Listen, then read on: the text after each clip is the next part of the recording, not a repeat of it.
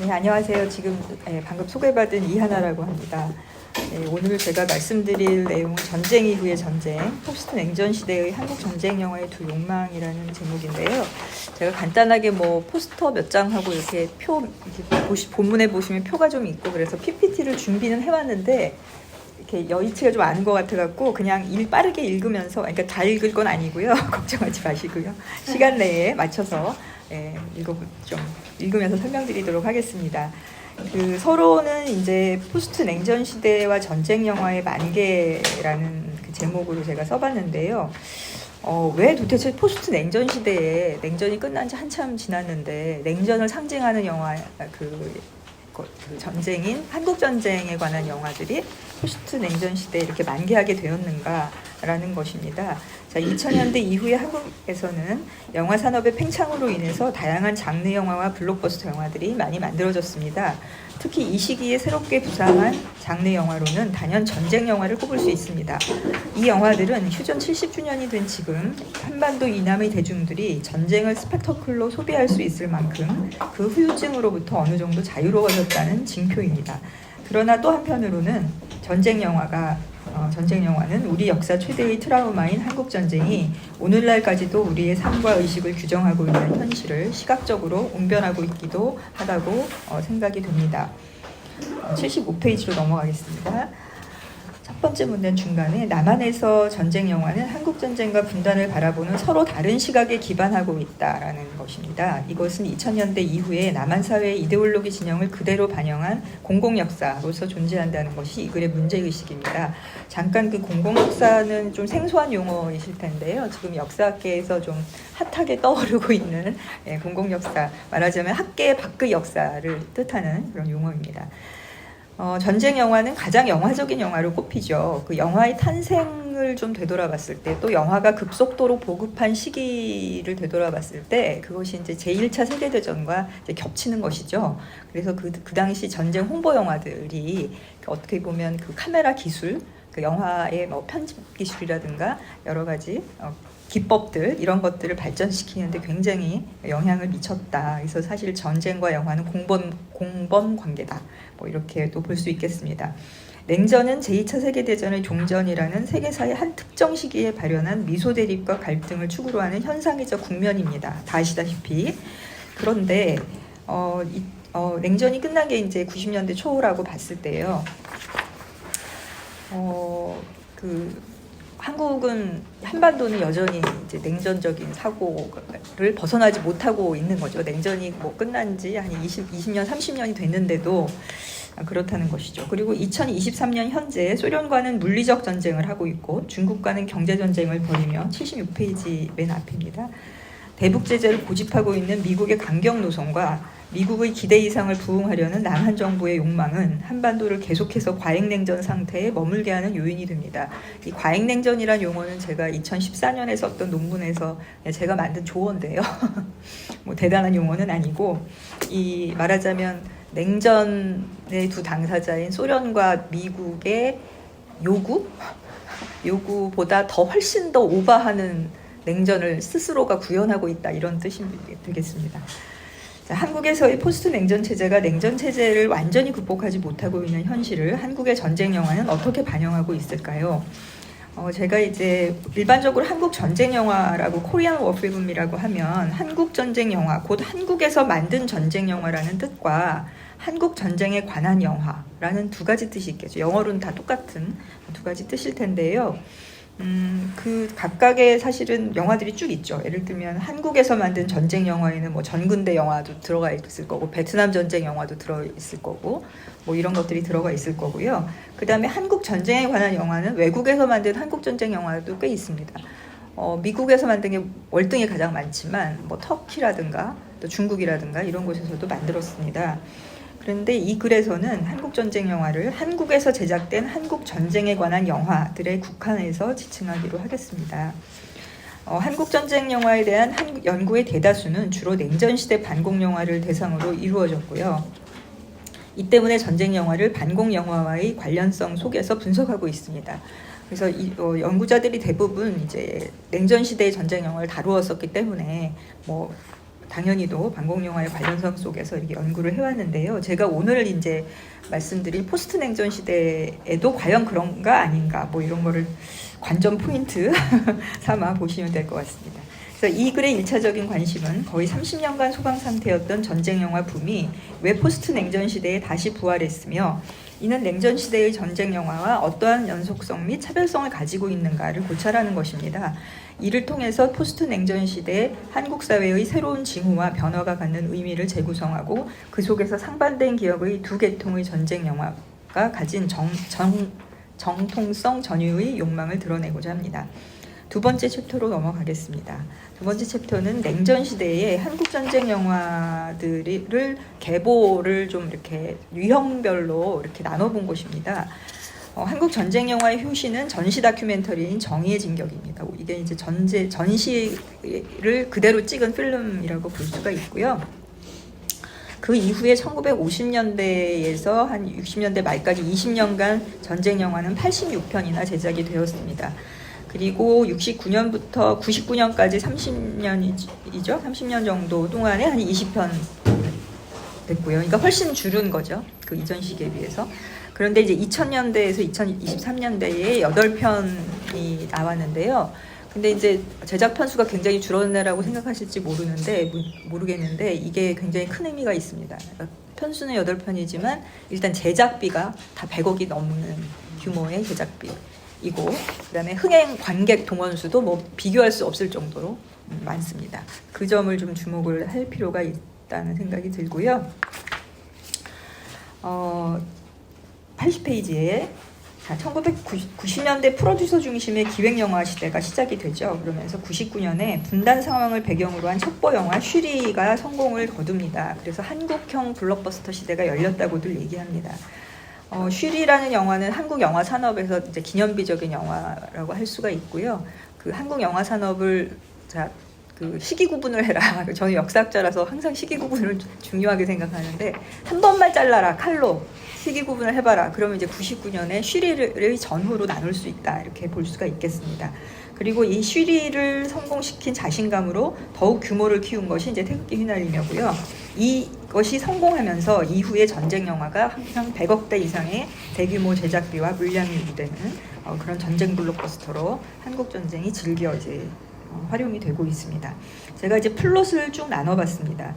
그 플롯을 좀 정리한 것이 이제 끝에 있어요. 그래서 표가 85페이지에 그 표 6이라고 되어 있는 이 표를 보시면서 들으셔도 될 것 같습니다. 제 A 유형은요, 미군과의 동맹 그리고 자유진영으로서의 자부심을 강조하는 영화들입니다. 이게 미군 병사 구출 플롯이다. 제가 이렇게 이름을 지어봤습니다. 1950년대의 많은 전쟁 영화들, 불사조의 언덕이나 자유전선, 뭐 포화 속의 십자가 이런 것들이 다 여기에 속하는 것이고요. 이 플롯에서는 북한에 대한 증오와 적대시가 생각보다 별로 안 나옵니다. 오히려 강조되는 것은 우호적인 한미관계 유지, 동맹의 강조, 자유세계의 일원이라는 자부심, 뭐 이런 것들이 오히려 더 강조가 됩니다. 그래서 이게 이제 진영 논리가 이제 되게 그 당시 반공주의의 특징이기도 한데요. 그대로 영화에도 반영된다고 볼 수가 있겠습니다. 자, B 유형은 북한 지역의 학정이나 토지개혁 과정의 비인간성 등을 강조함으로써 노골적으로 반북 정서를 드러내는 영화들입니다. 탈출과 귀순 플롯입니다. 북한의 학정과 공산주의의 환멸을 느낀 주인공이 생사를 걸고 탈출을 감행하여 자유대한의 품에 안긴다. 뭐 이런 내용입니다. 그래서 뭐 여러 81페이지에 제가 영화 제목들을 쭉 적어놨으니까요. 그냥 한번 보시면 될 것 같습니다. 자, 이 플롯은 반공주의의 문화적 생성과 이를 기반으로 한 대한민국의 정체성 확립에 기여하는 전형적인 반공 영화다. 이렇게 볼 수가 있겠습니다. 자, 그 다음에 C 유형은요, 극한 상황에서의 이념과 인간성의 대립 플롯입니다.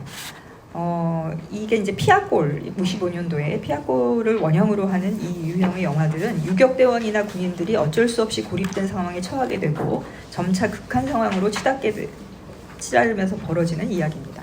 그러니까 말하자면 피아골에서는 이제 주로 빨치산들이 나오는 영화인데 그 이후에 이 플롯은 주로 유격대원들이 고립되는 경우가 또 많거든요. 이제 그런 영화들이 많이 있습니다. 그래서 이 유형은 고립된 상황에서도 이념을 지키려는 국군들의 이야기가 중심이 됩니다. 여기서 이념보다 더 큰 문제는 생존의 문제로 떠오르게 되죠. 그래서 이게 사실은 공산주의 비판보다는 이념 자체와 좌우익 대립에 대한 어떤 시대 상황을 묘사하는 데 주력한 영화들이고요. 남북은 태백산맥 뭐 이런 영화들이라고 볼 수 있겠습니다. 다음에 D 유형은 공산주의는 가족 간의 천륜마저 저버린다 라는 주제를 가진 가족과 이념의 갈등 플롯입니다. 이 이야기는 대개 형제나 부자 간의 갈등을 그리는데 가족애보다는 이념을 앞세우는 공산주의의 원리 때문에 북한 쪽 가족이 남한 쪽의 나머지 가족을 죽임으로써 인류를 저버리게 됩니다. 예를 들면 인민군 소자인 아들이 둘째 아들이 첫째 아들은 이제 이쪽 남쪽의 유격대 대장이고 둘째 아들은 인민군 소자인 아들이 부모를 죽이죠. 그러니까 천륜을 저버린다 뭐 이런 뜻입니다. 그리고 나중에 이제 끝날 때 이 사람이 그러니까 부모를 죽인 이 공산주의자가 엄청나게 참회의 눈물을 흘리면서 죽어간다 뭐 이런 플롯입니다. 그래서 남북 간의 전쟁을 형제 간의 전쟁으로 유비함으로써 한국 관객의 정서에 가장 명징하게 와닿는 반공을 설파하고 있습니다.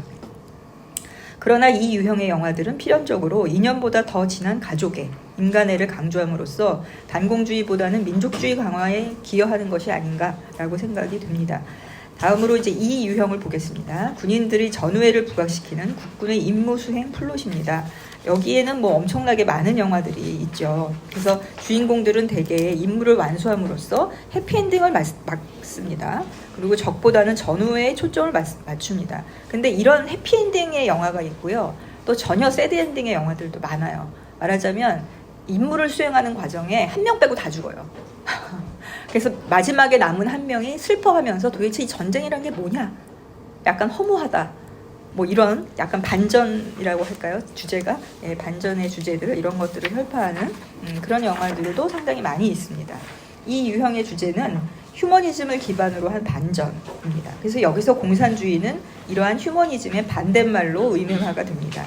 이 때문에 반전을 주제로 한 영화들이 반공주의와 반드시 배치되는 것은 또 아닙니다. 참혹한 전쟁을 일으킨 장본인으로서의 북한과 그 대리인으로서의 인민군이 그 대전제로서 안타고니스트로 출연을 하기 때문에 그렇습니다. 그럼에도 불구하고 맨 끝에 영화가 던져주는 메시지라든가 영화가 주는 어떤 심상 같은 것들, 여운, 관객에게 던져주는 여운은 이게 다 무슨 소용인가? 약간 이런 반전의 메시지가 굉장히 강하다라고 보시면 되겠습니다. F유형은 이념이 인간성과 공동체를 파괴한다는 주제의 플롯입니다. 대표적으로 이제 60년대 쌀이꼬레 신화 같은 영화가 여기에 속하는데요. 공동체와 공산주의를 대립시킵니다. 말하자면 전통과 이념을 대립항으로 놓고 전통은 선이고 이념은 악이다. 이런 식의 이제 대립항을 놓는 것이죠. 그래서 공동체를 파괴하고 인간성을 붕괴시키는 공산주의 이념의 비인간성, 잔악성을 고발하고 있습니다. 그리고 7, 80년대의 전쟁 영화, 이제 5, 60년대에는 당연히 그렇고요. 근데 7, 80년대로 가면 약간 결이 달라집니다. 이 유형의 영화들이요. 7, 80년대 전쟁 영화는 전쟁으로 인해 개인의 삶이 짓밟히고 파괴되는 과정을 묘사하는 휴머니즘적 전쟁 반전 영화가 많습니다. 이 유형의 영화들은 때때로 공산주의 비판에만 머물지 않고 남한의 그것까지 포함한 모든 이념에 대한 반대, 남한을 편들었다 이런 차원이 아니라 그냥 모든 이념이 참 허무하다 뭐 이런 것이죠. 이 유형은 90년대가 되면 공동체의 대립항으로서의 이념 비판이 반공이나 반북이 아니라 반전, 그리고 때로는 반미까지도 나아갑니다. 그리고 남북공이 체제 비판, 남쪽을 편들어주는 게 아니라 남북을 같이 비판을 하는 것이죠. 그래서 이제 표 6이 이제 지금까지 말씀드린 걸 정리한 건데요. 그래서 이거를 시대별로 분류를 해보면 50년대에는 A부터 C 유형이 우세했고요. 60년대에는 C부터 E 유형이 우세했고, 그리고 그 이후에 90년대 이후에는 EF 뭐 이렇게 나가는 거죠. 그래서 냉전 시기 전쟁 영화가 결국 말하고자 하는 것은 남한과 북한의 민족 간 체제 경쟁에서 국가의 정통성과 정당성을 갖고 있는 것은 오직 대한민국뿐이다. 뭐 이런 것입니다. 그다음에 세 번째로 가겠습니다. 그래서 그 포스트 냉전 시대의 두 욕망이라고 제가 말씀드렸는데 그 중에 하나가 이거죠. 민족의 비극적 현실 비판으로서의 전쟁 영화죠. 전쟁 영화를 그러니까 한국 전쟁을 보여주면서 한국 전쟁 자체를 말하기보다는 이러한 분단에 처한 민족이 얼마나 비극적인가, 이 현실에 대한 비판으로 나아간다는 것입니다. 그래서 이제 21세기 이제 한국 전쟁 영화를 논하기 전에 90년대 영화를 잠깐 볼 필요가 있는데요. 90년대부터 이제 이 냉전 시기와는 좀 결을 달리하는 영화들이 나타납니다. 예컨대 남부군이나 음마는 오지 않는다, 아름다운 시절, 이 세 편이 대표적인 영화들입니다. 이 시기에는 전투를 중심으로 한 전쟁 영화가 아니라 넓은 의미의 전쟁 영화, 전쟁이 배경으로 깔리는, 그러니까 전투 씬은 등장하지 않는데 그런 영화들입니다. 남부군 같은 영화는 전형적으로 그 피아골하고 딱 똑같은 얘기인데 시각은 매우 다르죠. 한국전쟁 당시 남한에서 고립된 팔치산의 얘기를 다루고 있거든요. 그리고 음마는 오지 않는다와 아름다운 시절은 F유형, 말하자면 공동체가 전쟁으로 어떻게 파괴되고 해체되는가, 이것을 보여주는 영화라고 볼 수가 있겠습니다.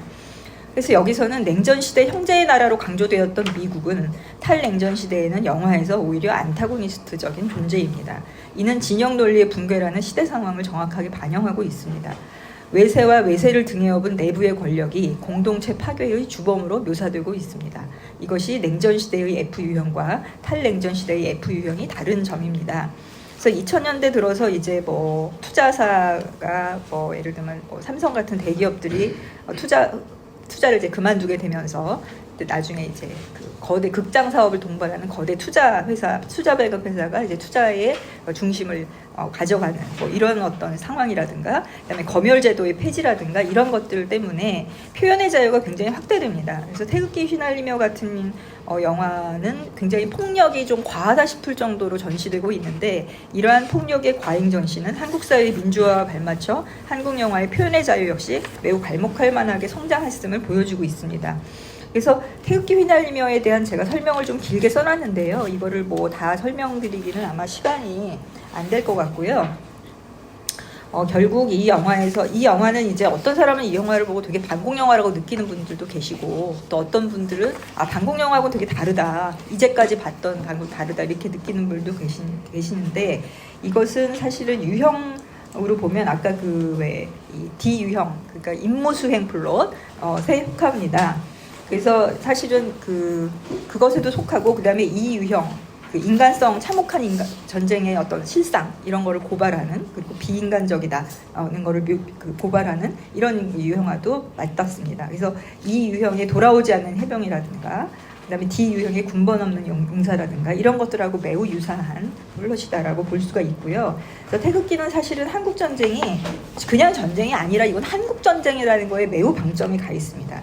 이 영화에서는 전쟁에 대한 태도가 중요한 것이 아니고 한국전쟁이라는 역사적 상황에 처한 형제의 비극이 바로 우리 민족 현재의 비극임을 보여주는 것이 목표로 설정됩니다. 그래서 반전 메시지가 없지 않은데요. 반전 메시지보다 우리에게 더 강하게 와닿는 것은 바로 형제로 유비된 민족주의라고 볼 수가 있겠습니다.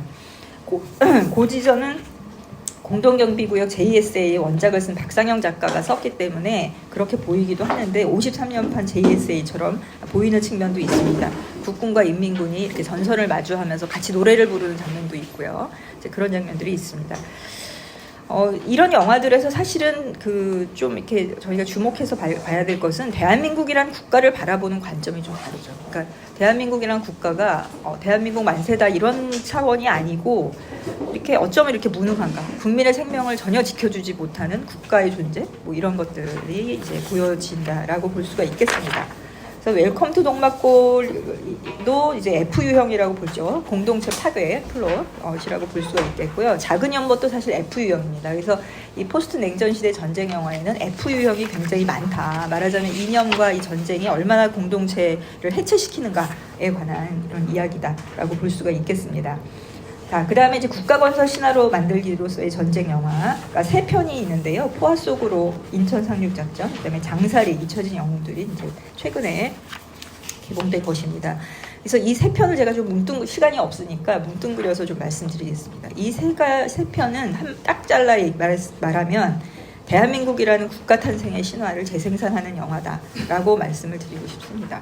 그런데 아이러니컬하게도 국가를 지킨 게 정작 국가가 아니에요. 그죠?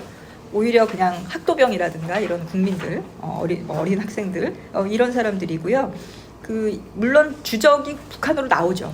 북한으로 나오지만 그거에 반대하는 우리 편은 과연 그러면 어떤가를 봤을 때 굉장히 무능하고 그렇게 정의롭지만은 않다. 약간 이런 느낌을 주기도 합니다. 그래서 이제 그 설명들이 쭉 나와 있으니까 한번 보시면 될 것 같고요. 그래서 포스트 냉전 시대 앞에서 말씀드린 그 4편의 영화들은 다 F 유형인데 마지막에 이 3편의 영화는 잘못 써있네요. 2편이라고. 3편의 영화는 전부 다 E 유형입니다. E 유형에 속하면서 굉장히 반복주의적인 시각도 있다. 왜냐하면 이 영화에서는 안타고니스트, 말하자면 이제 인민군들이 그냥 악당으로 나오죠. 그러니까 빌런으로 나오기 때문에 그렇게 볼 수가 있겠습니다. 결론 부분을 좀 보겠습니다.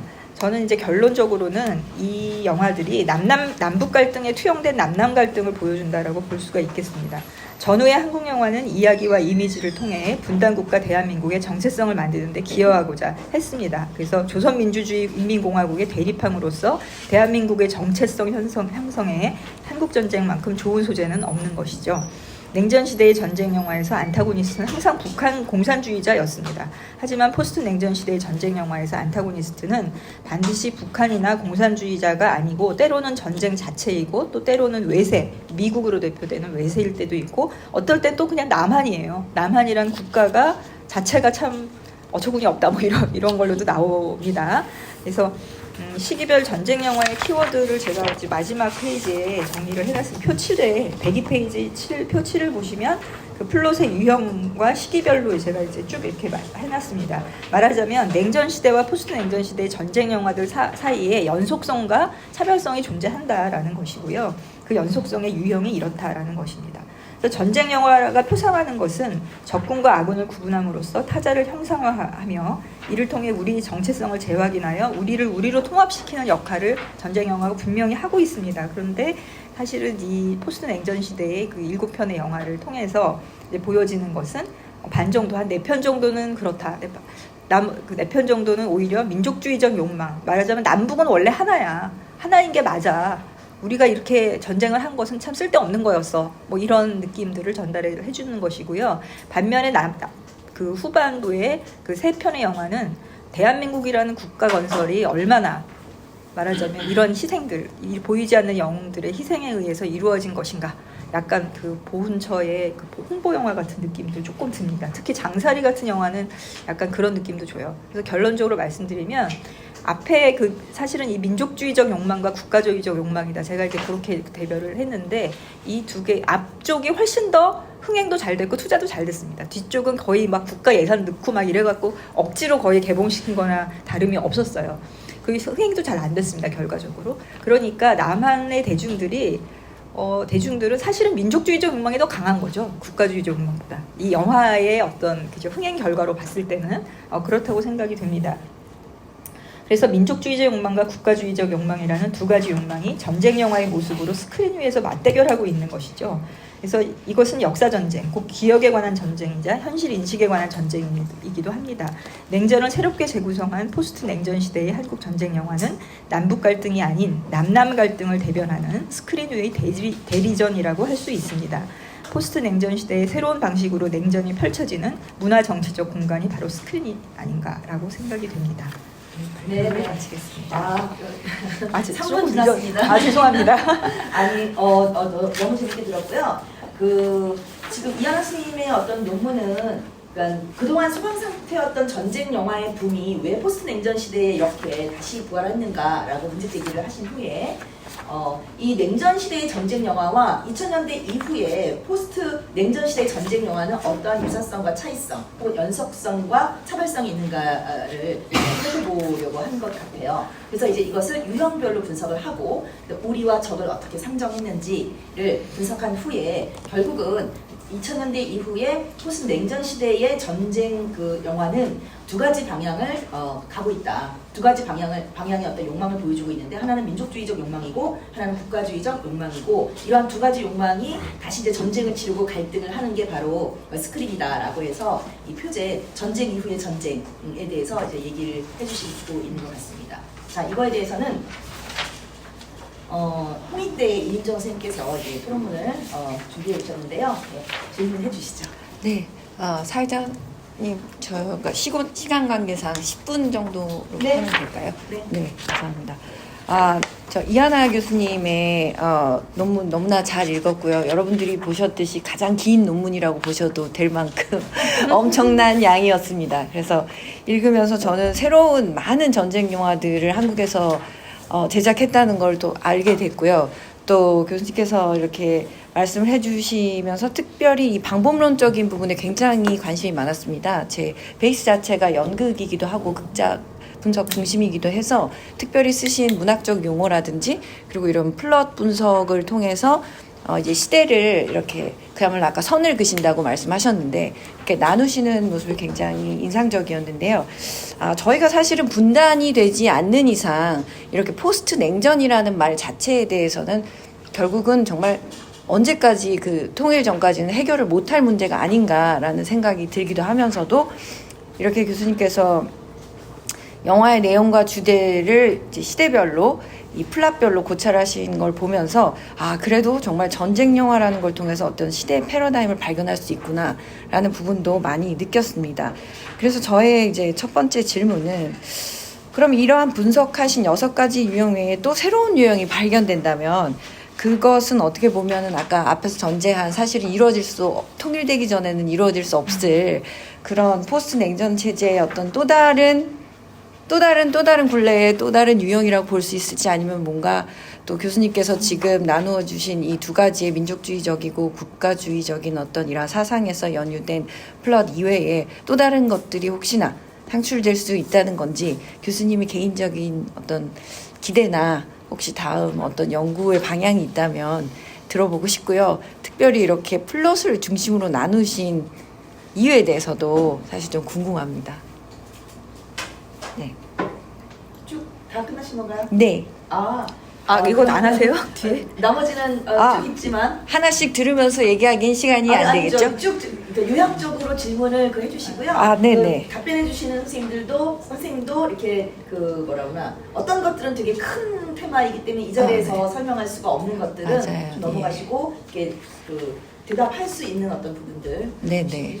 쭉 요약해서 질문을. 네네. 그럼 또 연이어서 두 번째는 이제 제가 또 교수님의 논문을 읽으면서 굉장히 흥미로웠던 건 정말 전쟁 영화는 프로타고니스트, 안타고니스트가 자동으로 그냥 직결될 수밖에 없는 그런 영화이구나라는 걸 좀 알았습니다. 플롯과 관련해서요. 그래서 교수님이 마지막에 결론 지어주신 우리라고 연결 지어주신 그 결론 부분에서 계속 이제 이것이 바로 전쟁 영화의 본질이다라고 계속 설명을 해주셨는데 그 교수님이 말씀하신 그 본질에 대해서 이해하기로는 제 짧은 소견으로는 충분히 이해가 되지 못한 듯 하여서 교수님께서 조금 더 설명을 해주셨으면 좋겠고요. 그리고 전체적으로 그렇게 본다면 이렇게 플러스로 나누어 주신 이 방법론을 통해 본다면 이 마지막의 결론과 연결해서 한국 전쟁 영화의 두 욕망으로 표상될 수 있는 어떤 그런 인물 유형화를 생각해 본다면 어떤 인물 유형들이 있을지도 한번 저는 좀 창의적으로 생각을 해봤고 거기에 대한 질문도 드렸습니다. 네. 분석 방법론에 대한 어떤 관심이 되게 많으신 어떤 그 질문 같았고요. 유형에 대한 어떤 질문, 그 다음에 우리와 적에 대한 선생님의 어떤 개념이라든가 어떤 분석 방법, 관점 이런 것들, 그 다음에 어떤 캐릭터 분석, 또는 형상화될 수 있는 어떤 방식 이런 거에 대해서 포괄적으로 좀 질문을 주셨는데 선생님께서 추려서 답변을 해주시죠. 네. 제가 이제 토론문을 미리 받아서 이렇게 좀 읽어보니까 제가 사실은 역사학자이지 드라마 쪽은 사실은 학문적으로 연구한 거는 아니고요. 저는 사실 예전에 그 영화계에서 종사하던 사람이었어요. 그래가지고 시나리오도 만들고 이제 이런 과정에서 이제 말하자면 현장에서 굉장히 생각했던 어떤 것이 사실 이 논문에 좀 녹아 있습니다. 예컨대 이런 거죠. 제가 왜 여기 질문에 보면 플롯 중심의 유형화 분석을 연구한 이유를 좀 말해달라고 하셨는데 저는 그런 생각을 어느 순간인가 하게 됐어요. 한 20년 전에 네, 하게 됐는데 그게 뭐냐면 한 시대는 그 시대가 가지는 독특한 이야기가 있구나. 그러니까 이게 뭐 이렇게 드라마 학교 선생님들은 거의 이제 뭐 연극학, 뭐 영화학, 또 뭐 국문학 이런 쪽의 선생님들이실 거라고 저는 생각을 합니다. 그런데 이제 그런 분들은 이론적으로 이렇게 그런 것들을 알고 계셔갖고 제가 사실 그런 이론을 잘 공부하고 뭐 이렇게 깊이 있게 공부하거나 그런 거는 아니에요. 그런데 그래서 이 얘기가 굉장히 상식적으로 들릴 수는 있지만 저에겐 되게 깨달음으로 다가왔었어요. 20년 전에. 그래서 어떤 시대에 어떤 이야기가 유행하고 어떤 이야기가 있다는 게 그 시대의 특징이 될 수 있구나. 그래서 우리가 역사도 사실은 이야기인데 역사학자들은 잘 안 하는 방식이죠. 이런 식의 분식이. 그 시대에는 도대체 어떤 얘기들이 주로 인구에 회자됐을까? 이런 생각을 별로 안 하는데 제가 이제 그 생각을 하게 된 거죠. 그래서 한번 그런 식의 이제 시도를 한번 해봤던 거고요. 그 다음에 이제 여기서 말씀해 주신 인물의 유형, 적과 우리, 뭐 이러면서 안타고니스트, 반영웅, 뭐 이런 용어들을 제가 썼는데, 제가 이제 이 토론문을 보면서 제가 다시 읽어보니까, 제가 이 용어들을 좀 이렇게 정확하게 학술적으로 쓰지 않고, 그냥 제가 아까도 말씀드린 것처럼 경험에 기반한 약간 그런 드라마 작법, 약간 그런 경험에 기반한 어떤 용어로서 썼구나라고 약간 반성을 하게 됐습니다. 이게 학술적으로 이런 어떤 용어를 쓸 때는 좀 학술적으로 썼어야 되는데 그렇게 쓰지 않았구나, 이런 생각이 좀 들었습니다. 근데 이제 제가 이렇게 예를 들면 뭐 태극기 휘날리며에서 진태와 진석이 있을 때 사실은 이 영화의 안타고니스트는 전쟁 자체거든요. 제가 볼 때는 전쟁 자체고, 처음에는 진석과 진태가 같이 출발을 하는데 나중에 점점 가면 갈수록, 후반으로 갈수록 진태는 상대화돼요.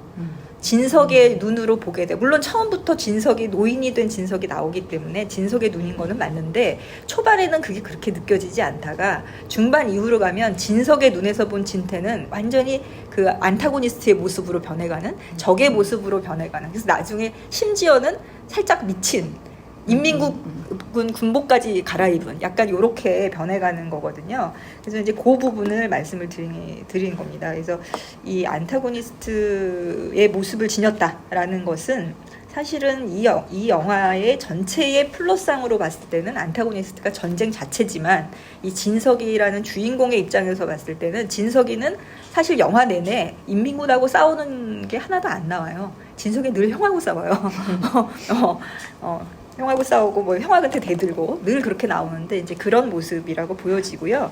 그다음에 반영웅 같은 개념도 사실은 여기서 이제 제가 인천 상륙작전에 나오는 그 림계진, 아마 이범수 배우가 했던 역할인 것 같은데요. 그 역할을 제가 반영웅 약간 이렇게 썼는데, 이것도 되게 부정확한 사실 개념이죠. 원래는 빌런이라고 해야 되죠. 사실은 원래는 빌런이라고 해야지 정확할 것 같은데요. 반영웅이라는 단어도 되게 다양하게 쓰이기 때문에 어떤 경우에는 빌런의 성격을 가진 히어로로 쓰이기도 하고, 또 약간 영웅적 성격을 가진 빌런, 약간 이렇게 쓰이기도 하는데, 저는 특히 왜 이거를 반영웅에 가깝다고 봤냐 하면, 이 영화의 어떤 이데올로기적 지향에 동의하고 있는 사람들의 입장에서는 이 사람이 반영웅일 수 있겠다라는 생각이 들었던 거예요. 만약 이 사람은 완전히 우리가 기존에 갖고 있던 공산주의자에 대한 이미지에 아주 충실한 공산주의자거든요. 조금 극악무도하면서 조금 이렇게 피도 눈물도 없으면서 굉장히 이념에 투철하면서 이제 그런 인물로 나온다는 거죠. 그러면서 이 영화에서 이제 악당이죠. 그래서 이제 그런 용어를 쓴 건데, 제가 사실 용어의 선택을 조금 더 좀 더 학술적인 선택을 해야 되겠다, 이런 생각이 좀 들었습니다. 뭐 이 정도로 시간이 없기 때문에 캐릭터 이 정도로 답변을 설명하셨는데, 적이라든가 뭐 그러니까 안타고니스트, 아니면 빌런, 악당, 주적, 뭐 이런 어떤 개념들이 굉장히 세분화되고 그래야 될 것 같다라는 말씀을 해주셨는데, 답이 됐습니까, 선생님? 네, 알겠습니다. 자, 그러면 이번에 이하나 선생님의 발표는 여기까지 하기로 하고요. 다음 순서로 넘어가도록 하겠습니다.